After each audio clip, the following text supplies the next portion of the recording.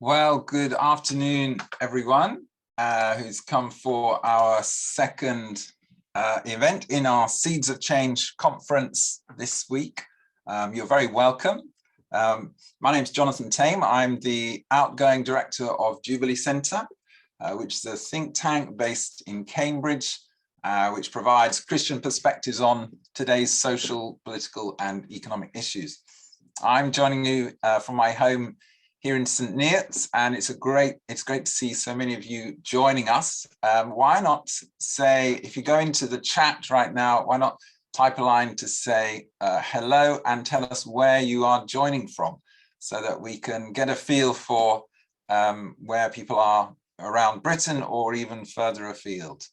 So let's have a quick look where people are saying this. Yes, Joel from Aberdeen, very warm welcome. Cheryl Lynn from Johannesburg. Oh, two from South Africa. That's fantastic. And put your Nestor from the Netherlands. Wonderful. And rural Leicestershire. Excellent. So we are having people sign in and joining us for this conversation from different parts of the world, which is wonderful. I know there's a few people we're expecting who are coming in slightly late, but we know that. But we want to just get on with it, so you can get onto the main part of the programs too. So today we're thinking about the purpose of business with the cheery and ambitious title of 4 Good Reasons for Going into Business. And so we're really hoping this will be an inspirational day. We're going to hear particularly from 4 people who have been putting purpose into the heart of their business. There's opportunities for you to put questions to them and to all the panelists through the Q&A function. So at the bottom of the screen, I hope most of you are familiar with using this Zoom webinar format. So if you go to Q&A, you can then type in your question there at any point during the event, and we will, towards the end, be addressing them more specifically. Also, if you don't have a question of your own, you can look at the other questions and you can like them in order to bump them up the list in which they'll be viewed. So let me introduce the person who's going to be moderating us through this time, and it is David Nussbaum, who's been a friend of Jubilee Centre for quite some time. It's wonderful to have you here with us, David. If you want to switch on your video, then people can see you. So until last month, David was chief executive of the Elders, which is a group of independent global leaders founded by Nelson Mandela, working together for peace and human rights. Prior to that, he was chief executive of WWF UK from 2007 and chaired their global climate and energy initiative. And his previous roles include serving as chief executive to the anti-corruption organization Transparency International in Berlin, as finance director and deputy chief executive of Oxfam, and as finance director of the European packaging business field group. So there's a very wide range of experience that David has in international organizations, in business and non-profit. He originally qualified as a chartered accountant with PwC, went into venture capital with 3i and into manufacturing. He's got 2 degrees in theology, 1 in finance and an honorary doctorate, which is wonderful. He and his wife have 4 adult children and a granddaughter. So it's wonderful, David, you're not only going to be chairing this afternoon, but also giving something of an introduction and overview to the issue that we're going to be looking at today. So without any further ado, I'll hand over to you. Thank you. Thank you very much indeed, Jonathan, and I hope you can all hear me. If not, hopefully someone will let me know that something's gone wrong with the technology. Anyway, thank you very much, and welcome to everybody who's joined us. I think we're in for a very interesting set of discussions in the course of this session. As Jonathan said, he's asked me to say a few words of introduction. I think yesterday's session, Government Deficits, QE Forever and the Magic Money Tree, was focused at least initially or substantially on macroeconomics, but today in a sense we're turning to microeconomics. And you probably saw the description of the session to explore the social purpose of business and think how companies can incorporate social purpose into the heart of what they do and how they do it. So instead of modern monetary theory and quantitative easing, we'll be hearing about the experience of 4 people working in businesses. The headline for today's session was, what role does business play in wider society? And so although we're looking at microeconomics today, I want to introduce this session initially with some macro thoughts. When the Berlin Wall fell back in 1989, I think if you asked people and read the media, you'd have sensed there was this sort of underlying sense that this represented the failure of the Soviet socialist system, that in the end it didn't work. Whereas capitalism, it seemed, did work. It delivered results. But I think today leaders and citizens in countries around the world are looking at the capitalist system and wondering, well, for whom does it work? The inequality, which is, I think, an inevitable consequence from rewarding capital, that inequality might be acceptable if most people feel they are benefiting from the system, even if some are benefiting much more than others. But if many people feel that the system isn't really working for them, that undermines the legitimacy of the system. And especially in this case, because in popular thinking, at least, capitalism's main justification is that it delivers better outcomes, or at least better economic outcomes than any alternative we know of. So perhaps part of the current focus on the need for companies to have a purpose is to provide a justification for their continued existence, and indeed the continued existence of a capitalist market-based economic system. And certainly my sense is that at least in the UK and more widely in Europe and beyond, society's expectations and demands of business have increased. And whatever we think about this change, there is, in my view at least, a reasonable rationale. I mean, society enables businesses to operate. We provide legal frameworks for them, in particular limited liability. We provide courts and enforcement mechanisms so that businesses can, most of the time at least, rely on the rule of law. We educate the people whom the businesses will employ, will sell to, will buy from. So society is therefore entitled to place some demands on businesses, and in particular to ask the rather reasonable question of any business as to what does it contribute for the good of society. Now, Jonathan mentioned some of my rather mixed and eclectic past. When I was studying for a master's in finance at London Business School in the mid-1990s, what I've just said would have been a rather controversial, in fact, perhaps even a heretical idea. I mean, why should a business have a social purpose?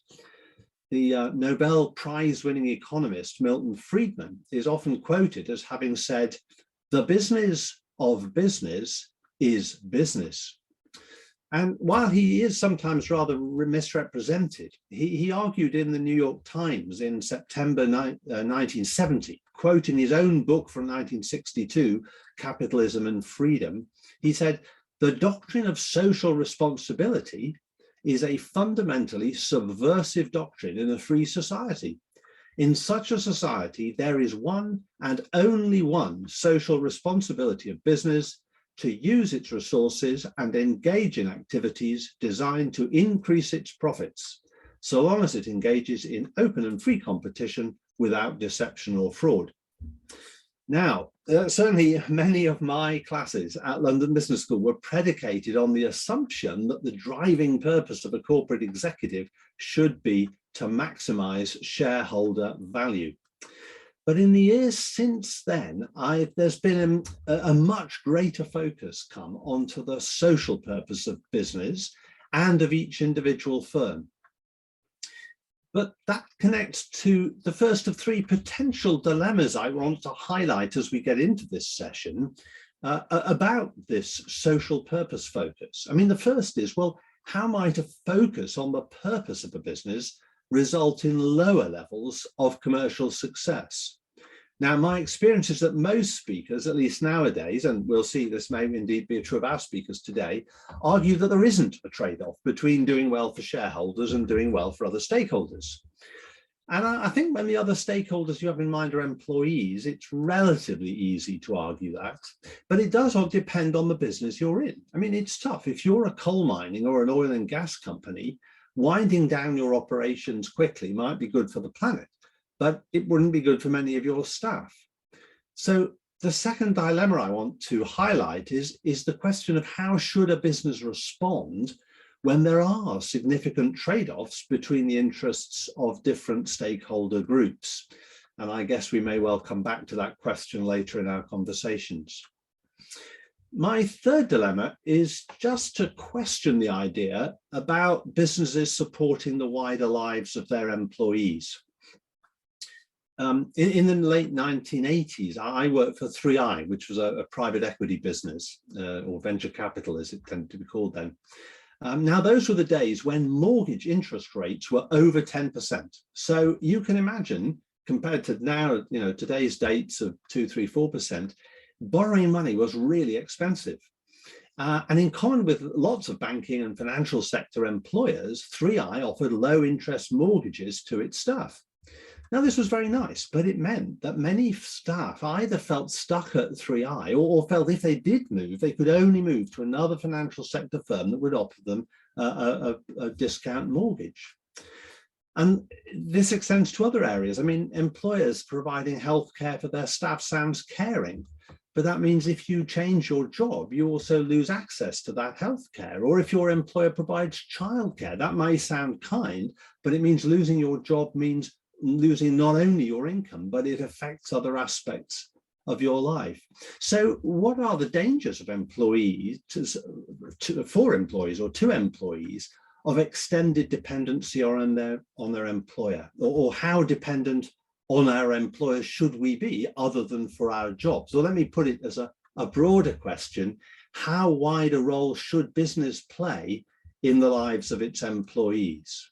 So those are some things to think about as we explore this topic. Now, as I mentioned, over recent years, there's been this huge growth in focus on purpose.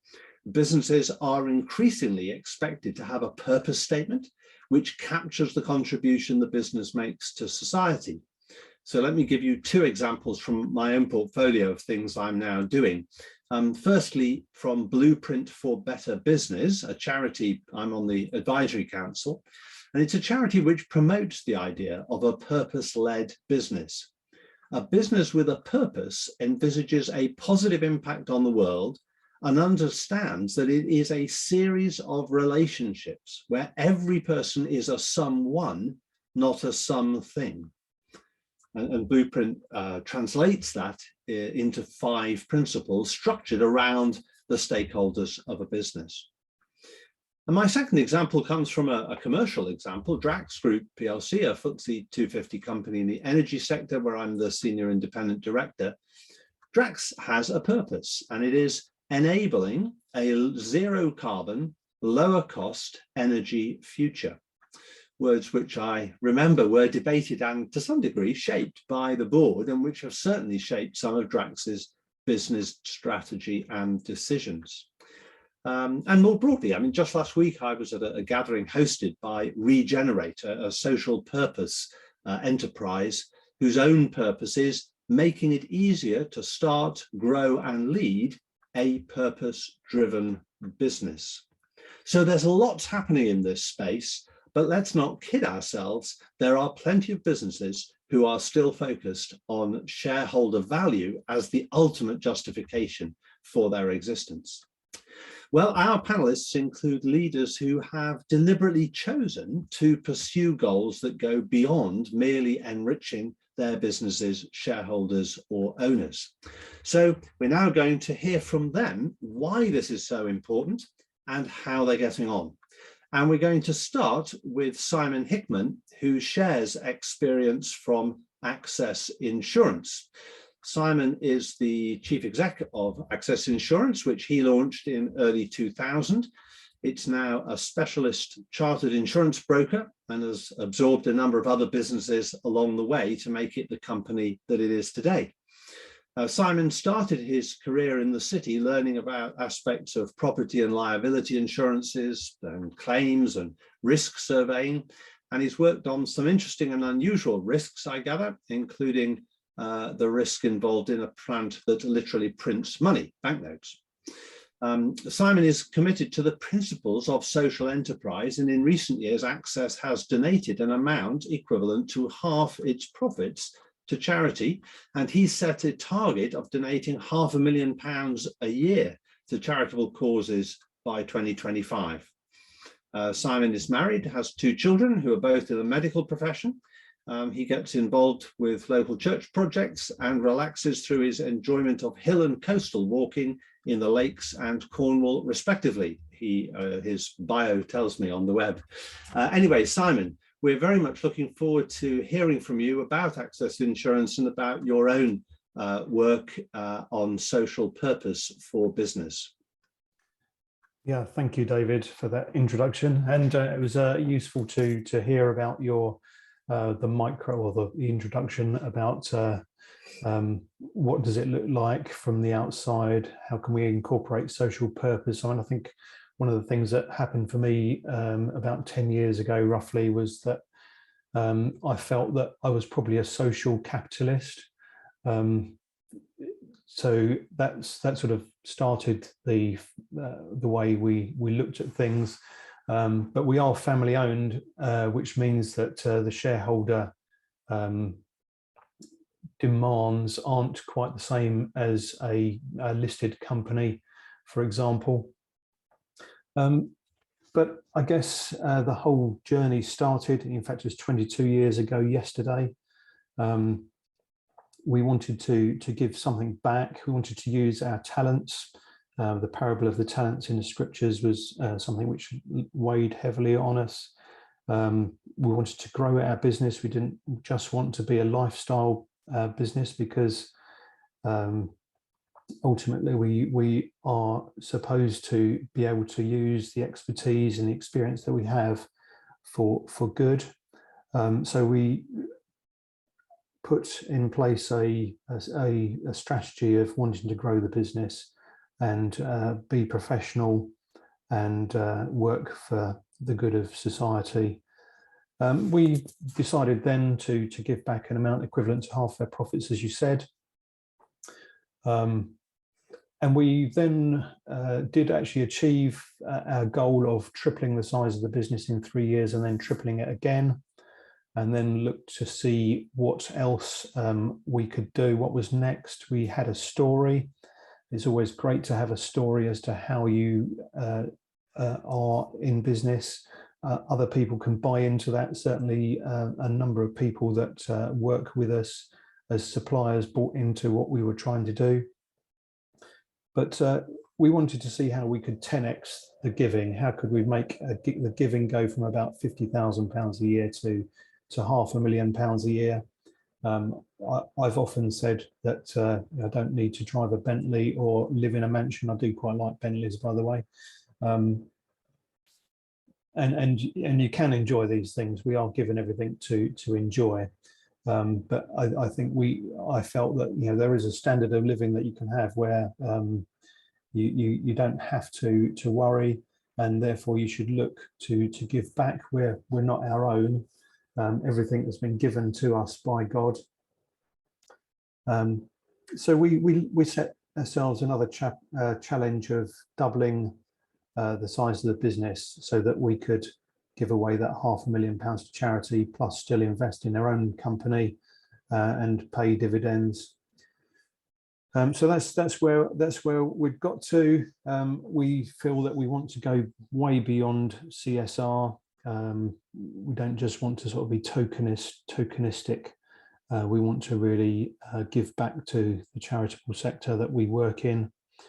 We embed that in our vision, which is to be passionate about ensuring every charity and to live generously. So all of our staff buy into that, which is instilled through the culture that we've got as a company of being positive, reliable and honourable.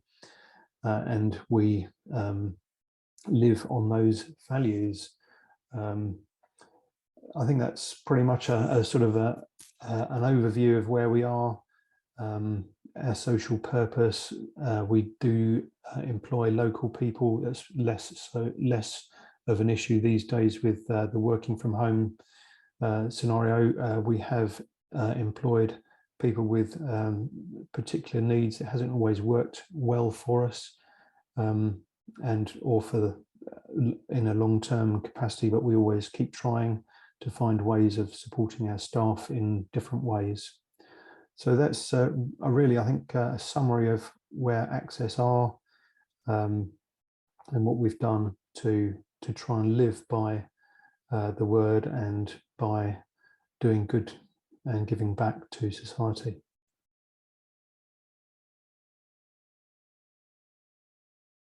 Great, thank you very much indeed, Simon. And I love that description of as a social capitalist, as how you thought about yourselves. And interesting to see how you've thought about talent, both picking up that word as it's used in the New Testament in Jesus' parable, but also thought about it in terms of yourself and your colleagues. What talents do you have to deploy, and how can those be deployed successfully, not only for the business, but for the benefit of others as well. So we'll come back to this and to further discussion after we've heard from the others that we have to hear from. Now, we're next going to hear from Oliver Scott, Howard, I'm not quite sure how I should pronounce that. And my pronunciation here may be hindered by the fact that Oliver, as you will have seen, is a last-minute change to the programme. So apologies that, in fact, that means we have entirely male people appearing on this panel today. But unfortunately, Sung Hui, or I'm again afraid that my pronunciation is not my strong point, is not well. She has seasonal flu, not COVID-19, we understand, but is not in a fit shape to be appearing and presenting at this webinar. So Oliver has very kindly stepped in very much at the last minute today. He's a senior associate in the impact economy team at Bates Wells, the same firm, and is passionate about purpose-driven business. He advises on a wide range of corporate and commercial issues, and has a deep interest in the B Corporation movement. Well, Bates Wells describes itself as a city firm with a difference. And in particular, it's the first UK law firm to be certified as a B Corp, and maybe Oliver will be telling us a bit more about that. But he's also interested in the interplay between business and human rights, and in particular, the Modern Slavery Act. He originally trained at Vincent Mason's, another well-known legal firm, and has held positions as legal counsel at investment firm Triple Point Investment Management and a private equity firm 8 Miles. Interestingly, earlier on in his career, he spent a couple of years working with Canon Andrew White, who I think is popularly known as the Vicar of Baghdad, and Archbishop Justin Welby as part of Coventry Cathedral's International Centre for Reconciliation, principally focused on the Middle East peace process. So Oliver, we're looking forward to hearing from you and also about Bates Wells and the work of a professional firm advising clients. Thank you very much. Great to be with you all today. And actually, we used to know Andrew White as the loose cannon, due to the fact that he would often, visit and reach parts that were deemed to be a little bit too risky. So anyway, that's a separate issue. Yes, I've been at Bates Wells now for close on 5 years. we were the first UK law firm to be a B Corporation, and that came to pass back in August of 2015. But it's probably useful for me to add a little bit of colour and context to how the firm actually started out. So it was founded in about 1970, and at that point it had a solely charitable focus. So we gave advice to charities, and since then it's grown pretty rapidly to be a full service firm with all the with all the normal sort of bells and whistles. So we have a corporate team and a commercial team and an employment team and a real estate team and so on. But as you were saying, Jonathan, really the sort of recent key moment came when we decided that to be a law firm in the UK, we wanted to marry up profit with purpose, and so we took the step of being certified as a B Corporation. And I just thought it would be useful to talk about the B Corporation movement, which I'm sure James Perry might touch on a bit later. So the B Corporation movement came out of the US, and that was back in about 2006. And it actually came out of an incident where the founders of a company called And One, which was a sports clothing company, grew that company very, very quickly, and they grew it in a way where not only did it do very well, but they also had an engagement with the community, with charities, lots of things which didn't just focus on making money, but actually focused on the sort of positive form of engagement with stakeholders and others. Fast forward a few years, the founders sold that company, and within about 6 months, they were sort of heartbroken to see that the new owners had basically stripped it of that sort of social heartbeat, that purpose-led sort of triple bottom line focus. And so they asked themselves what they could do, and thus ensued the formation of this thing called the B Corporation. And the B Corporation is essentially a business which is structured so that it aims to deliver a triple bottom line. That is to say that it's in business for people, planet, as well as profit and making money. And the idea is that it's a business that's geared towards the highest standards from a social and from an environmental point of view. And this whole area of balancing profit with purpose, we now see is really taking off. And so in the UK, currently, I think we're now at about 400 B Corporations. In the world, we've now hit 4,000 globally. And from our perspective, what we've seen actually during COVID and indeed post-COVID is a real upscaling and an explosion of interest in the purpose-led field. And so as a B Corporation law firm, but also with as a law firm that still has a very, very large service to the charity sector and to the social enterprise sector, we see it as our job to try to advise clients, to help clients find their balance in striving to achieve both profit, yes, but also purpose. And so I was going to try and share my screen, but I'm not sure I'm able to. But we act for a whole range of corporates, both large and small. And some of the names, or I can't say who our clients are, some of the names that you might know in the B Corp sector are those such as Bulb. Coutts has just accredited as a bank. Then we've got smaller ones like Ella's Kitchen, the Innocent Drinks brand, Cook, of course, James Perry will talk about, which he founded.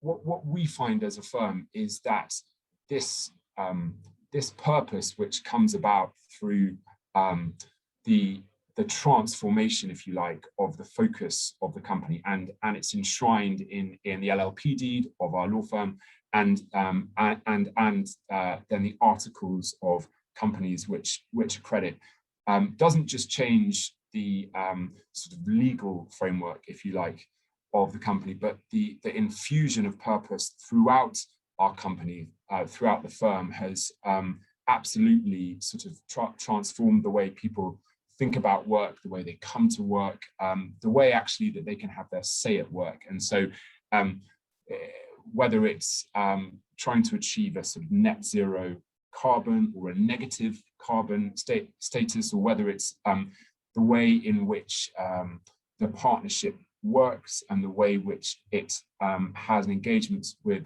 its stakeholders. So, for example, all our third-party agreements need to be fully aligned with our values as a B Corporation. So we found that over time, the B Corporation sort of heartbeat of the firm has had a huge impact. And the thing about a B Corporation as well is when you get that accreditation, you have to actually reaccredit every 3 years. And so what that means is that it keeps your company on its toes, but also it gives you a chance to improve your score. So part of the genius of the B Corporation movement, and I think the way that it operates as a framework, is that it constantly is an encouragement to that company to build on the developments that it's made since it's been accredited as a B Corporation, and to move on its score. I'm not sure if I've probably hit time yet, but it's probably just worth me saying a couple of other things that we found as a B Corporation. We've spearheaded something called the Operation Upgrade, which is looking to make amendments to Section 172 of the Companies Act. And the driving aim of that is so that we can realign the duties of the directors of a company, so that they're not just geared and aligned to the interests of shareholders, but to stakeholders.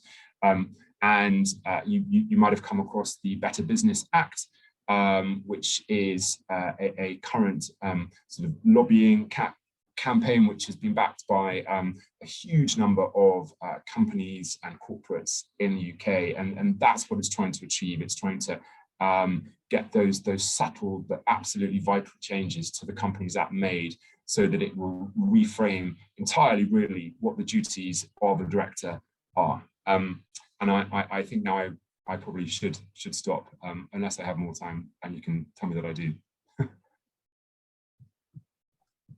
Well, thank you very much, Oliver. Hopefully there'll be a chance to come back to you for a bit more when after we've heard from the other two, but maybe we could move on to them now. And you've helpfully already highlighted the prospect of having James talk to us. James is co-founder and co-chairman of Cook, which is indeed another certified B Corporation, as you would rather hope it would be, because James co-founded the B Corp movement in the UK and serves on the global board of the B Lab. He's also a founding partner of another B Corp firm, Snowball, which is a multi-asset impact investment management firm. He spent 5 years, I think, learning the ropes in the marketing department at Cadbury's, and then took over the running of his parents' bakery business. And in the meantime, his brother had started a business which merged with the family business. And at some point in the story, they sold that to focus on the new Cook business, even though it wasn't making much money, but they were growing a great brand and having fun doing so. And they managed to get through the financial crisis, 2008 to 2010 or thereabouts, and have grown now into a national retail brand and employ over 700 people. and they retained their top 3-star rating in the Best Companies survey and were the #1 best food and drink company to work for. So that's quite something to have achieved all that. So James, it's a shame you can't share some of your products with you, but you can at least share some of your experience and wisdom with us. So we look forward to hearing from you. Thank you, David, for such a great introduction. You've done a beautiful job of explaining my CV, and I bring brownies virtually. So what I'll do is I'll just explain a bit about that background in a bit more detail to kind of then as context to this question around the purpose of business. I have 3 sort of formative experiences in my background. The first one was my parents starting a business, and they were very much pursuing their faith in their business, and they decided to employ exclusively recovering heroin addicts in their bakery, which turned out to be a disastrous idea because it was chaos. But it introduced to me this idea that you could use business as a sort of vehicle to affect social change. And I thought that was kind of part of what business was about. And then I went and trained at Cadbury's, which was obviously a great Quaker business, which was rooted out of purpose. You know, chocolate was invented as a drink to compete with gin, to lure people out of the gin shops as part of the temperance movement in the 19th century. So, you know, that Quaker ethos ran very deep in Cadbury. And whilst I was there, they were undergoing a program called Managing for Shareholder Value, which was essentially the neoliberal theory that David was talking about at the beginning, being driven through the business, and the Quaker values being systematically extracted from the company because they were getting in the way of making more money more quickly, shareholder value. And the third one was when we were trying to grow Cook, and we spoke to venture capitalists because we needed venture capital, and discovered the same effectively neoliberal ideology that had overtaken the venture capital industry at the time. The venture capital funds saw it as their fiduciary responsibility to maximize the financial interests of their investors.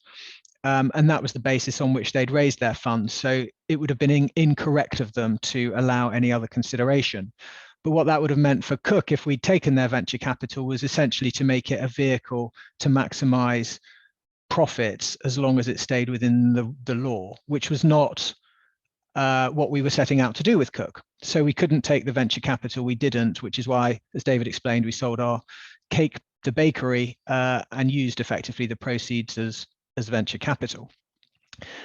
So taking a step back, like when we were growing the business through the 2000s, we saw that there was a fairly fundamental problem, because the experiences at Cadbury's and the experiences of talking to venture capitalists had led us to understand the basis of neoliberal economics. It was an idea that came out of Chicago in the 1960s and 70s. It was disseminated by Margaret Thatcher and Ronald Reagan and even Mikhail Gorbachev in the 1980s. And it became like a kind of global monoculture in business, which is the business of business is business.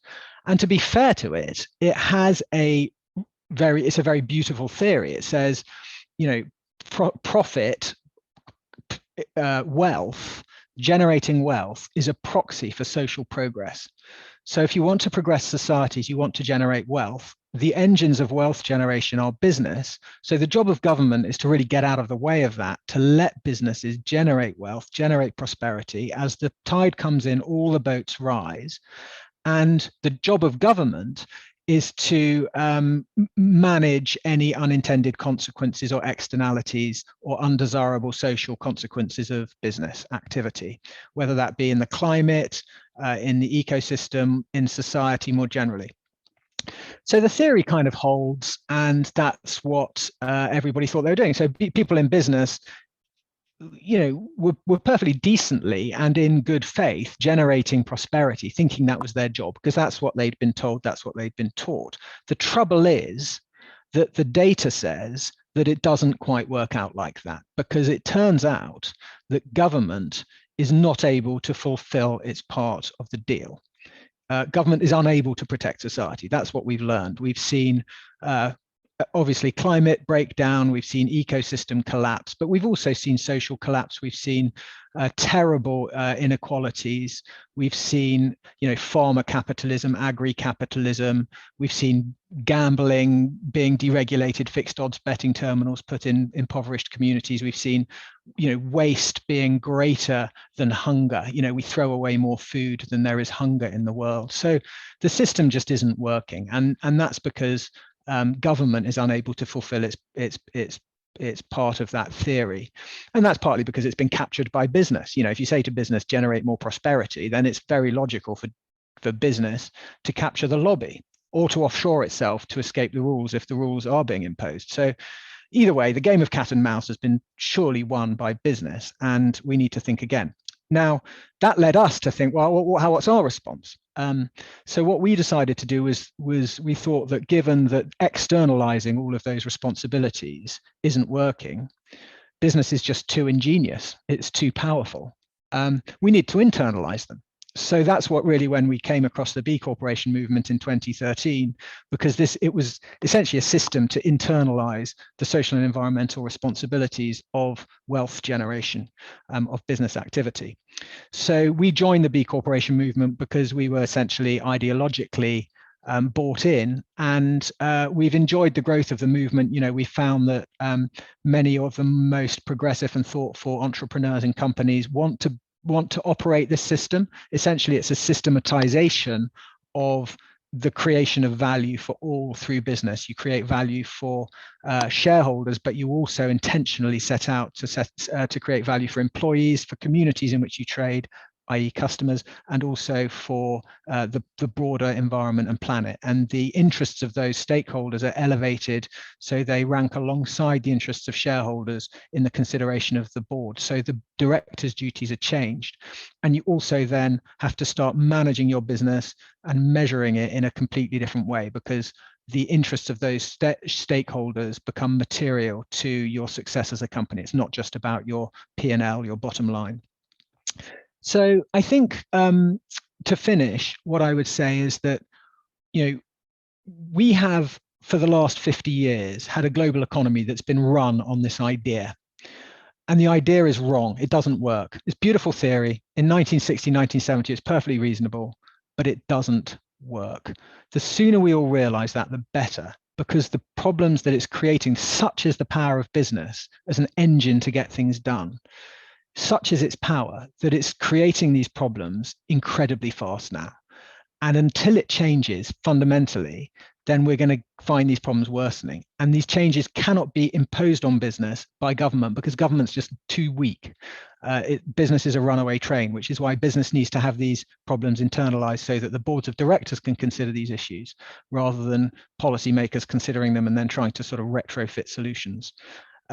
So yeah, it's an urgent issue. I'm delighted to be here. I'm delighted to have the chance to talk about it. So thanks for the time. Thank you very much, James. And yes, one of the reasons we are here, of course, is because I think we recognize that business is a very powerful force. But as James said, it can also be a dangerous force. And the challenge to us, of course, is how to make it a force for good and for human flourishing. Well, let's move on to our final person from business who's going to talk to us, Alistair Wickens. Alistair's background is in the international insurance and health tech sectors, so using technology in healthcare. He co-founded, led and sold Quelth, a health app business, but now at least some of his focus is on housing, and specifically affordable housing and social housing. And he's chief executive of Goscom, about which he'll be telling us more in a moment. But looking back, he seemed to me to be one of the serial entrepreneurs who's launched and driven the growth of various different businesses. And I rather like this that I found that he'd written on the internet. He wrote, "There is so much hype and nonsense talked about leadership, disruption, change, innovation, and digital. I, therefore, avoid jargon and talk straight, using language that everyone can relate to. So that's great to hear, and we're looking forward to you doing that now with us, Alistair, as you tell us about social purpose and that aspect of your engagement with the world of business. Thank you. Many thanks, David, for that introduction. I can't actually remember that quote, so I don't know where that one came from. It's a real privilege to share the panel with the panel this afternoon, some of the experiences and our stories.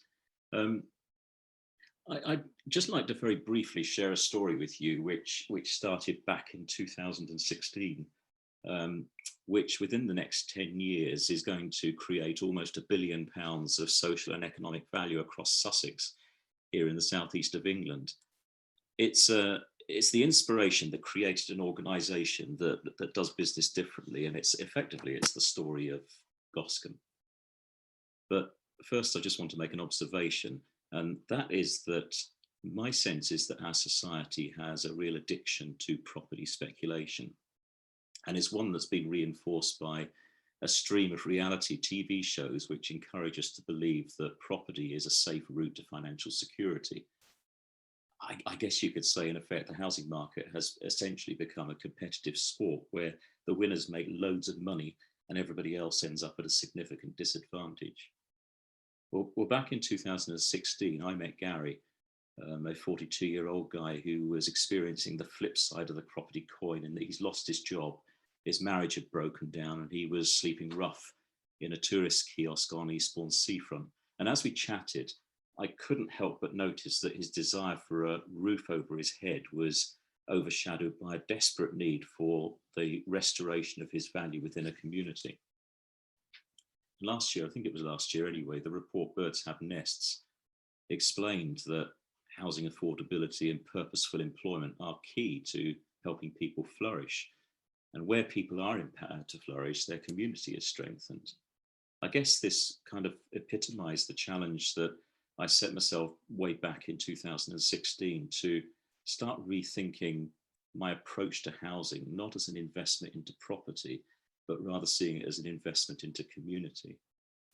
And of course, you know, we all know the political solution has been to throw more money into housing, with calls for 300,000 more houses to be built here in the UK every year. But I'm of the belief that the singular focus on profit and shareholder value has blinded us all to the true value of what it means to create a home and the essence of community. I remember listening to a seminar delivered by the COO for Unilever some time ago, who spoke about industry's fascination as business leaders with the 3 Gs of growth.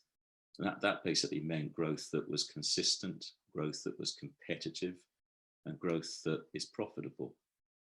But he went on to claim that it's time now to move to a 4G model, where we are intentionally designing our businesses to deliver growth that is responsible. And that means not just generating economic gain, but it means creating social value. And in my experience, that it's the companies that get that balance right are the ones who really see growth that is consistent and profitable. And not long after meeting Gary, I founded Goscombe, which is essentially a business capable of acting as a catalyst to bring together multiple local agencies to create local jobs, to deliver affordable homes, and to create sustainable communities. We started by raising some money from family and friends, and we put a deposit on our first 4 homes. And as a result, today, 75% of our adult tenants now have a vocational qualification, which we've funded. More than 50% of them are now in full-time work. And next year, we'll deliver 60 new homes. And over the next 10 years, we plan to provide a home for 4,600 families, with almost £40 million being invested back into the community programmes through our charity known as Trellis.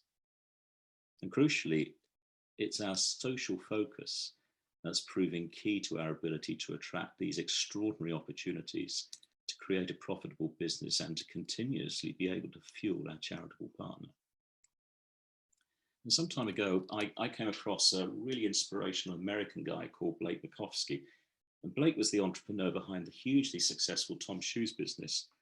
And for those that don't know the story, in 2006, Blake was traveling in Argentina and he saw kids running around the streets playing football in their bare feet. And in one of the back streets, he went and found a shopkeeper making shoes in the doorway, and he bought a pair of shoes for $1, which he later that evening sold to one of his mates for $2. And the next day, he took that profit back to the same shopkeeper, and he bought a second pair of shoes for $1, which he then gave to one of the street kids. Now, the real gem here is that not only had he helped a local business, but effectively purchased a debt-free asset, which he was then free to give away as he pleased. And just to demonstrate the power of that model, Blake's business at the beginning of 2019 had given away 85 million pairs of shoes. Now, just imagine, what if we could bring hope for Gary and the other vulnerable families in my hometown of Eastbourne by applying exactly the same model and giving them access to their own front door? What if every street sleeper or vulnerable family in Eastbourne had the option of a genuinely affordable home?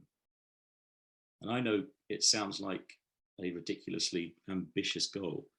And believe you me, there's been plenty of people that have told me and ridiculed me for trying to pursue it, but we know it can be done.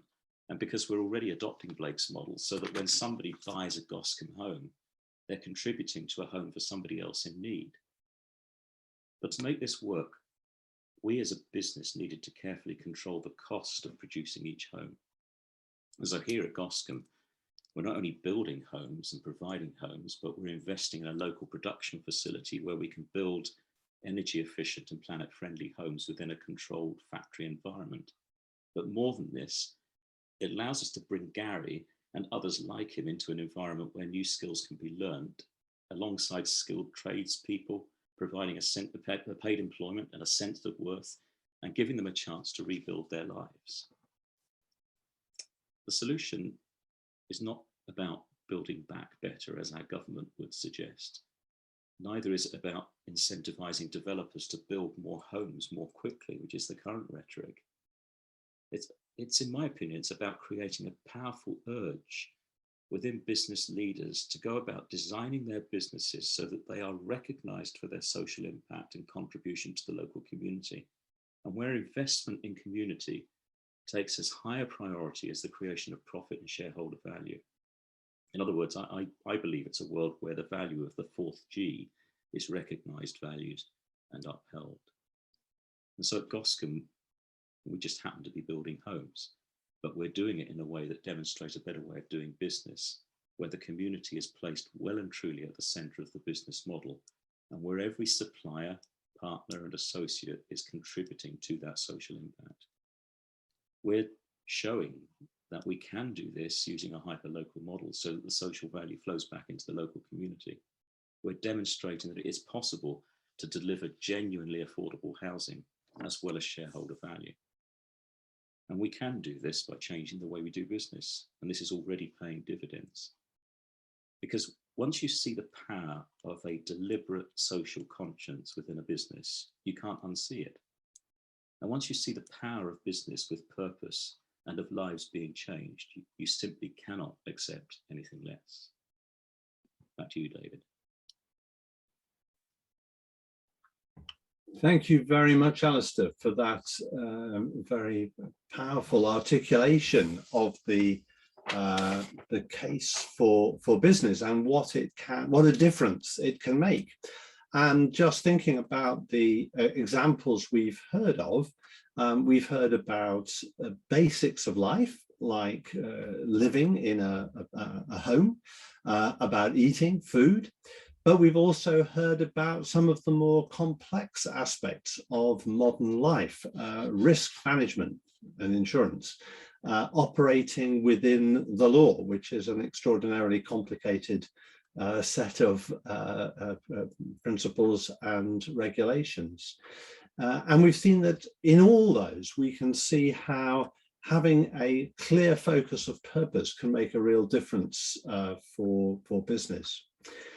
Now, shortly, we'll be able to pursue comments and questions from those of you who've been listening, and do feel free to put your question in the Q&A function at the bottom, and that should then come through so that we can see the question and either somebody on the panel may respond to it, as in fact has already happened once, or will feed your question into the discussion here. But I'd like to kick off by asking any or all of the panel. I've got two questions, but I'll tell you what the second one is so you can be thinking about that while you're answering the first. The second will be, can you give us an example of where you or your business have taken a different decision because of being purpose focused from the decision that you would have taken if that hadn't been the case, if you'd just been, as it were, a regular run-of-the-mill business. But the first question, and perhaps people could start with that, is what do you think is the real litmus test as to whether its stated purpose is really driving a business? Because there are a lot of businesses out there that say they've got a purpose, maybe a social purpose, but it's sometimes you think, well, they say that, but is it real? Is that really the case? What would you suggest is the litmus test for knowing whether a business is genuinely operating for the purpose for which it says it exists? I'm hoping we can do this sort of as if we were in person. People can just chip in rather than me sort of cue panelists up. So hopefully somebody can just chip in. But if two or three of you will start talking at once, I'll try and step in to moderate that. So what's the litmus test? And then when we discuss that a bit, we might come to hearing some examples of where social purpose has made a difference for you personally or in your business. We've already heard some, but maybe there are some others that could help bring this all to life. So litmus tests. Simon. I think it's what is the actual impact? Can it be measured and can it be shown? And say a bit more, if you could, Simon, about measuring it, because measuring impact can be easy. When I worked for Oxfam, and we were doing food deliveries in South Sudan, it was fairly easy to measure. You could tell how many kilograms of food had been distributed. But quite often the impact of a business is much more difficult to measure. How have you got examples of how you've gone about that? No, it's still something which intrigues me, and I want to be able to do more. I mean, all I can do at the moment is demonstrate the amount that we've given back to business. Yeah, we're not a big business; we're relatively small. But for a bigger business, you would need to have something like a modern day slavery statement. But for a smaller business, I actually get involved with a modern day or helping victims of modern day slavery by volunteering for a charity that works with them. And I think it's building up how you've helped other people. I'm a trustee of a couple of charities and freely give my time to them. And so the impact would be how they've been helped and the value of my time to those charities. Okay, thank you. Any other tests of how do you tell whether a business is really purpose-built? Alistair, you look as if you're about to chip in. Just making way for others. I think, to be honest, the real litmus test comes when you have to make some very tough decisions within your business as a director, as a board. And the easy option is the one that perhaps doesn't really meet the social criteria that you set out for your business. And you end up having to refer those decisions, refer those questions through your social filter.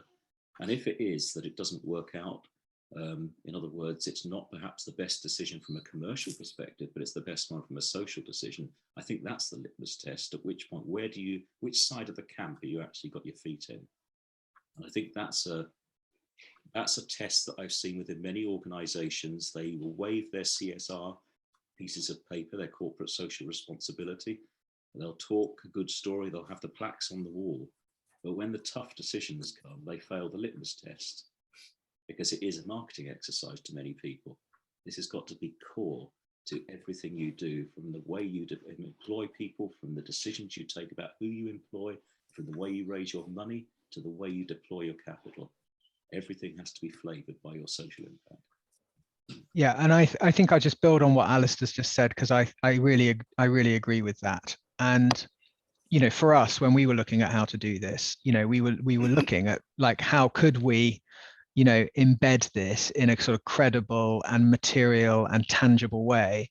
And that's frankly why we ended up with the B Corp system. Now, I think there might be a better idea out there. I hope there is. You know, if there is, we'll move to that. You know, I'm not a kind of B Corp Mooney, but I am interested in it because it does two things with respect to the question that David asked. The first one is, you change your articles of association. So for us, when we changed our articles of association, the legal basis of our operation as a company, it really landed with our board and with our senior leadership team that we were setting out to do something different.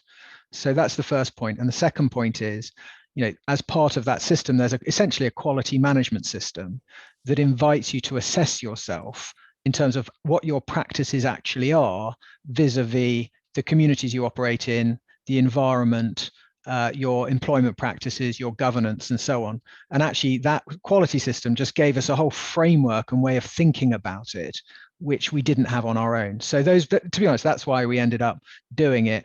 We found that it changed us in a way that was positive. It gave us loads of incentives to become more inclusive and more sort of socially valuable as a business. So we like that. There might be other things out there as well, but I do think some sort of system is quite helpful.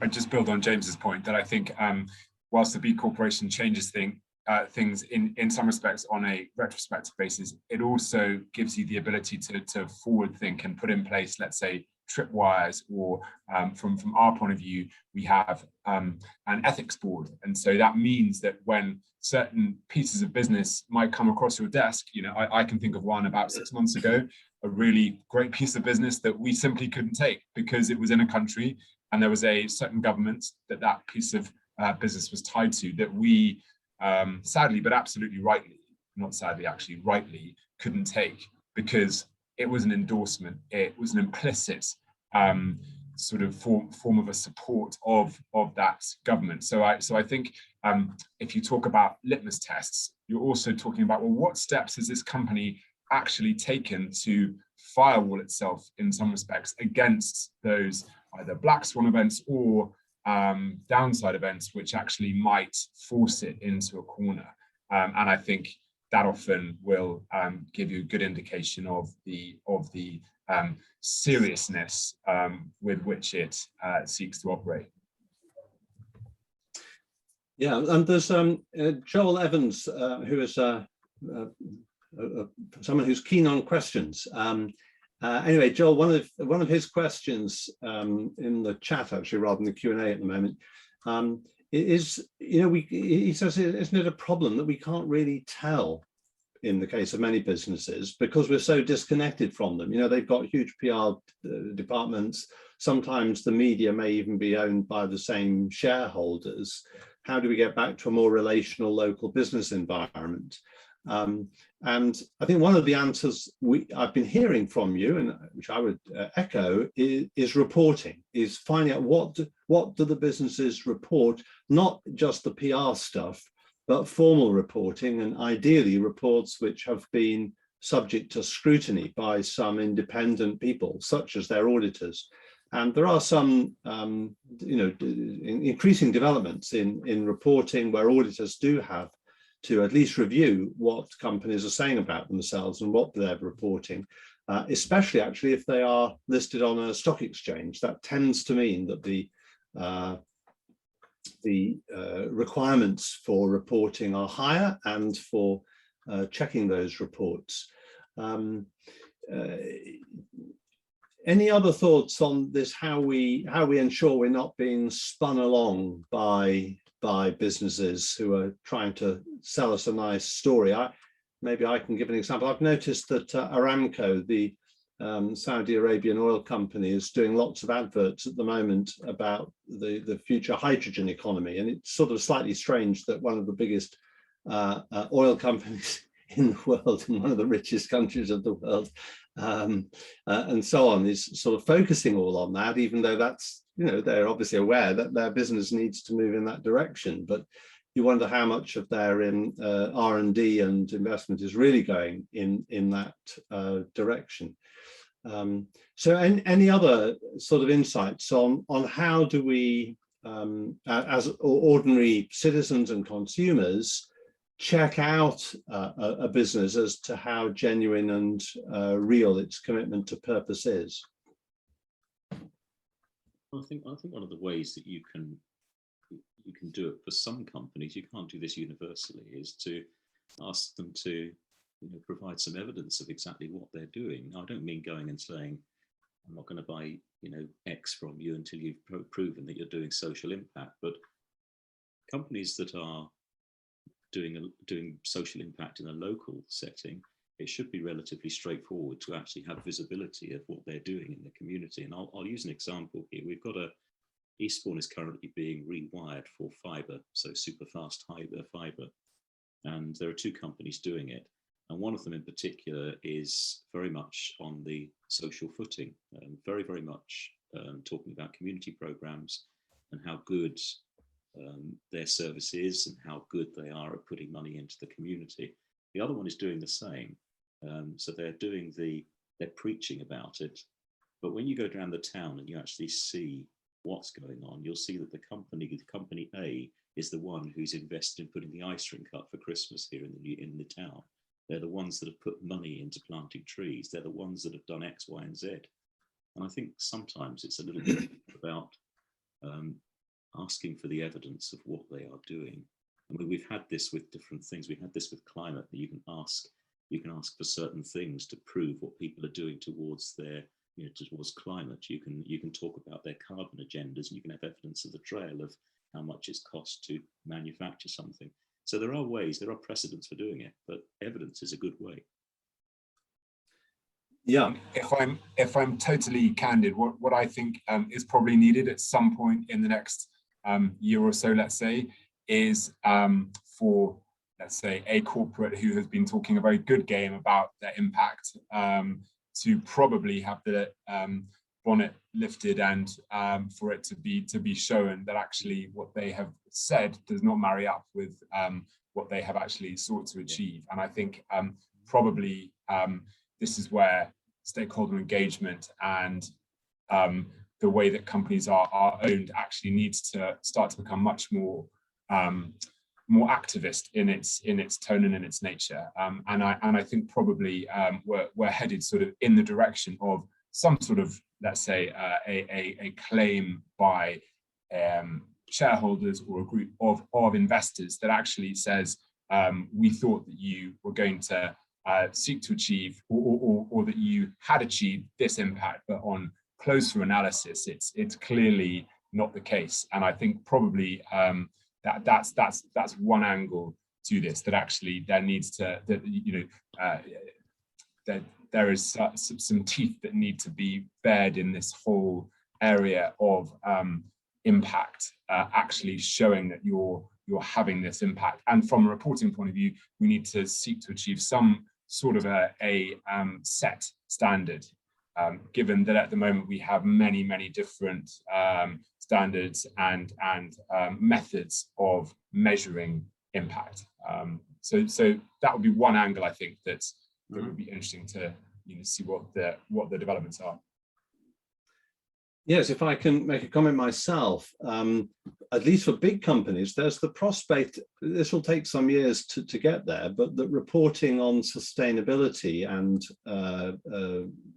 environment and so on, as well as social things, will change quite a lot over the years to come, because the International Financial Reporting Standards Foundation has indicated it's going to start issuing sustainability standards based on the sustainability standards, some of them that are already out there, issued by an organization called SASB, and that the IFRS, International Financial Reporting Standards Foundation, will merge with something called the Value Reporting Foundation, of which I'm a director, to start issuing these standards, and could start doing so quite quickly because it'll base them on existing standards.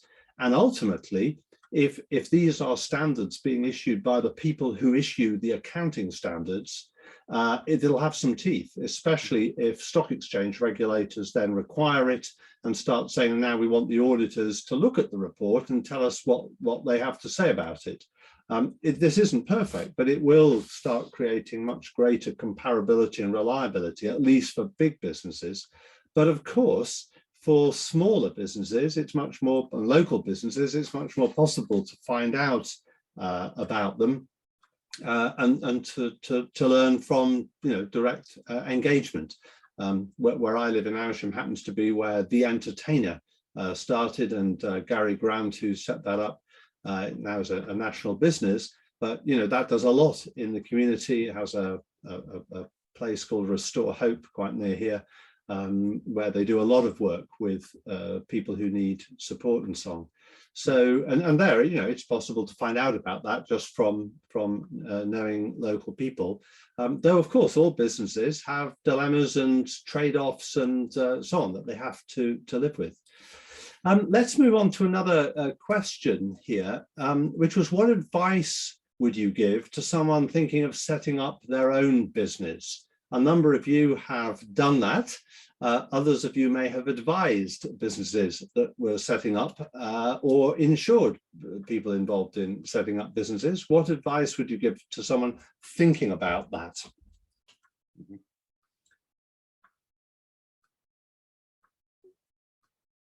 I see James has already answered the question from embedding the purpose in the articles, which is great. We've looked at the B Corp element. We didn't proceed by become a B Corp, but the key thing is, can you provide a service or a product which somebody wants, and then deliver it in a fashion which will make it available and be accessible in the right way. And I think that's the underlying advice that I would give. Make sure you've got something which people do want, and then you can actually get to market. Lots of people have great ideas, great products, great services, but have no way of getting to market because they just don't understand marketing. So maybe go and work in a marketing department somewhere to train yourself up would be a bit of potential practical advice. What about others? I do think that, I mean, when one's starting out, obviously one is often on one's own. But I think to the extent there are other people involved, involving other people in the conversation about what the business is for is incredibly powerful. We found at Cook that we, on one level, we're a frozen ready meal company, right? We make pies and meals.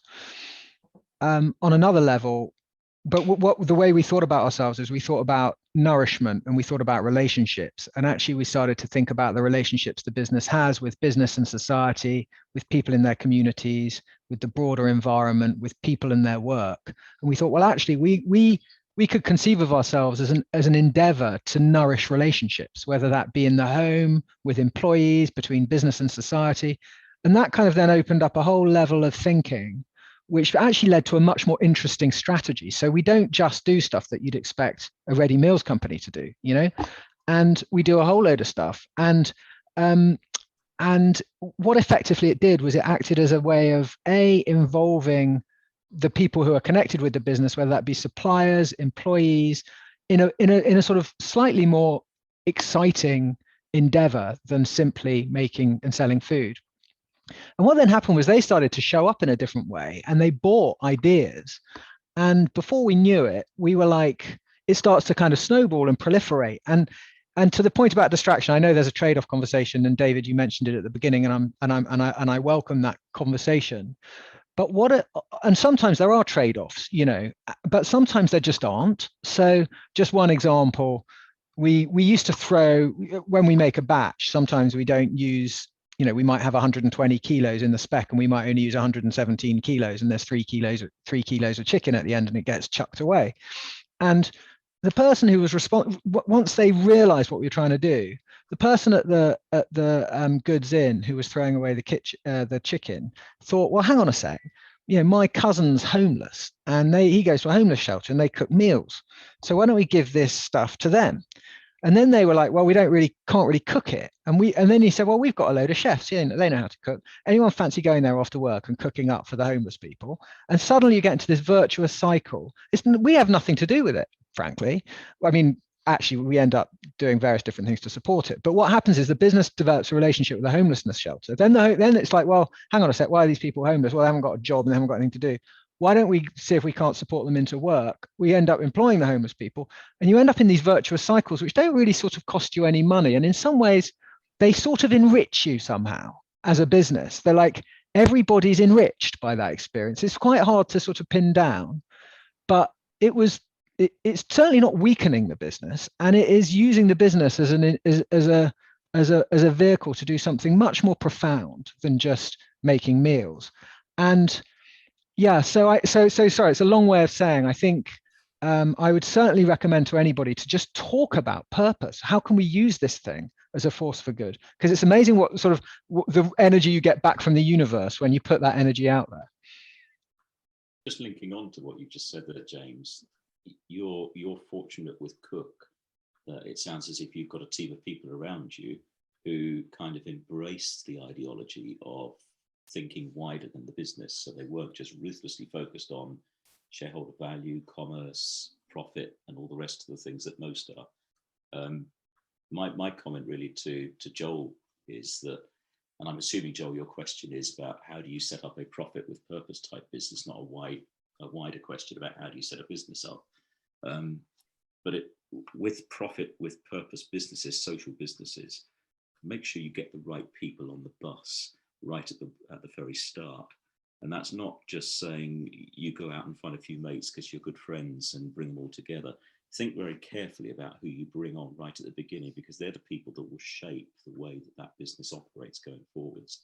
If you get people who share the same heart, have got the same conscience as you, you'll find it's far easier to actually make social purpose something core within your business. I don't know if that was the experience you had, James, with your people, but it's just an observation when you were talking. Well, actually, it took us a while to get there, because like for a while when we said, oh, we want to do all this other stuff, people were quite resistant. They were like, hang on a sec, this is complicated. I don't know what you mean. I kind of get it when I just have to drive the bottom line, but suddenly you want me to do all these other things. I don't really know what you're talking about. And anyway, isn't this just you wanting to salve your conscience as you get rich? Why are you making that my problem? And all the rest of it. So we actually underwent a whole culture program where we said, well, hang on a sec, what do we stand for? We started with values. We did a big company-wide consultation. We then decided on 5 values. We then rolled those out. And only after we embedded the values and everyone was kind of, oh, this kind of makes sense. This, they live and breathe in the business, and people sort of feel that it gives them a certain level of confidence in showing up in a different way. That was when we started the conversation about purpose. And it did happen quite organically, actually. And people did definitely take some convincing, which is why, again, to the point, to the question, the sooner one can start that conversation, the better.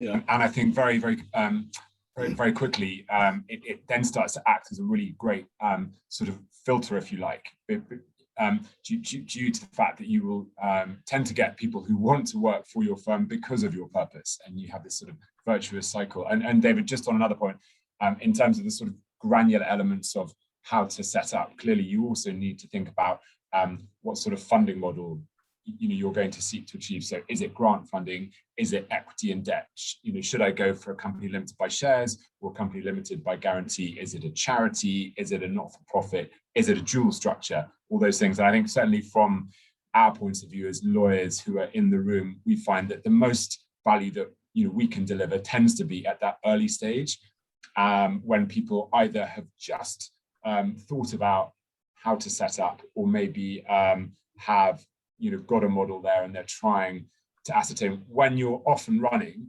quite often you then have to unpick things and you have to unravel situations and change certain things within the operating structure, which can take a lot of time. And the other point I was just going to make is we had a fascinating time with a man of faith who had founded this business, and he was coming up to a Series B fundraising.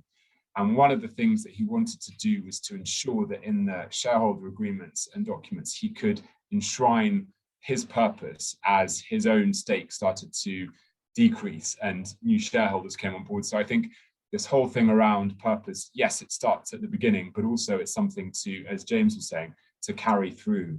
And it is possible to sort of see that mission drift happen. And when that happens, it's such a great shame. And so there are ways and means for founders and for employees to maintain that legacy, and the legal documents, whilst dull and boring, are a critical piece in doing that often. Yeah, so I think Anne asked a question about, how to actively involve employees, and what I'm hearing is, start early and have those open conversations and explore the kind of issues that being purpose driven raises, and see where that takes the business and the way people relate to each other. And also, as Alice was talking about, the importance of getting people who share that sort of vision. One further question I've had posted to me is, the reporting and so on can seem like a bit of a stick. You have to do this and you must do that and so on. What about the carrots? How are we going to encourage directors and shareholders to change their own motivation, rather than just sort of trying to force them to do things that they don't really want to, and report through gritted teeth and reluctantly and so on? How do we get a sense of enthusiasm and life-givingness out of all this, rather than the sort of dead hand of regulation? Sorry, Oliver, to suggest that legal things can sometimes be a bit of a dead hand. Any examples or thoughts about what are the carrots that will inspire people to want to operate in this way? And I should say this will probably be the last question we've got time for, because we want to honour people's other commitments and make sure we finish on time.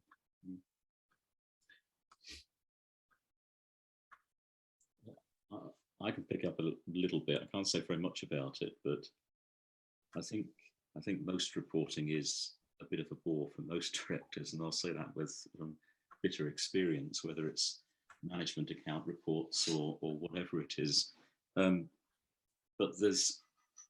reporting is one thing, but there's a lot of people now that I've been speaking to since I've come into this sector, if you like, within the past 4 or 5 years, who there's the category, the group that say they're doing it for corporate social responsibility, and they find it a bit of a faff to have to do the CSR side. It's seen as like a chore, it's seen as an additional bit to the agenda for the company. There are others who you talk to who have seen real benefit and real uplift in the value of their business and the level of contracts that they're winning, and the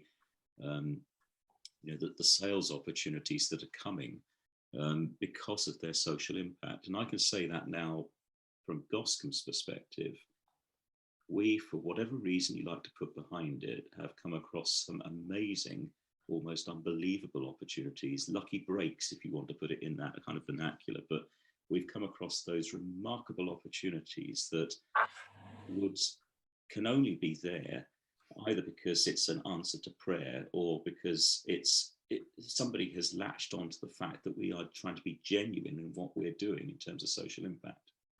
And I think the answer to what motivates directors and what motivates teams is, if they can see that there are positive outcomes and positive results coming through from whatever activity you're doing, you will probably end up motivating one way or another. Now, if we can make that results driven through social impact, then I'm very much in favour for that. Yeah. Thank you. Yeah, James, go ahead. Well, I was just going to say, there's reporting. I've got 2 examples. Dry reporting, which is dead useful, is we do carbon reporting is a part of our management accounts pack, and we only just recently introduced it about 18 months ago. And now it turns out our biggest, we're steadily reducing our carbon and our carbon intensity, and we have our net zero commitment for 2030 and the rest of it.